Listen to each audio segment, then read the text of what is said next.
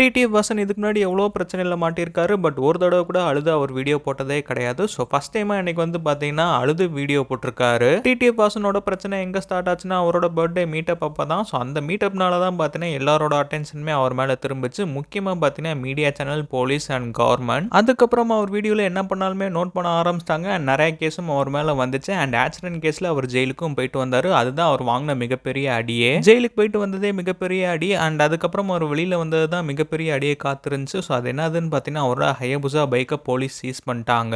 இந்த பைக்கோட விலை எவ்வளோன்னு பார்த்தீங்கன்னா 20 லட்சம். இதையும் போலீஸ் பிடிங்கிட்டாங்க. அண்ட் அதுக்கப்புறம் சொந்தமாக கார் வாங்கினாரு. அந்த காரையும் பார்த்தீங்கன்னா போலீஸ் இப்போ சீஸ் பண்ணிட்டாங்க.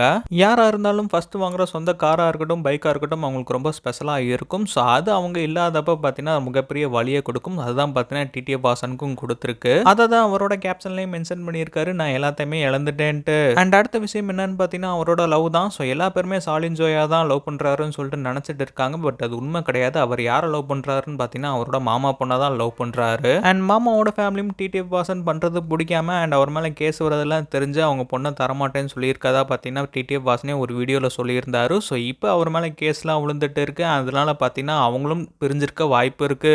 ஸோ இப்போதைக்கு நான் எல்லாத்தையுமே இழந்துட்டேன். பட் இருந்தாலும் நான் கிவ் அப் பண்ண மாட்டேன்னு சொல்லிட்டு எமோஷனலாக இந்த வீடியோ போட்டிருக்காரு.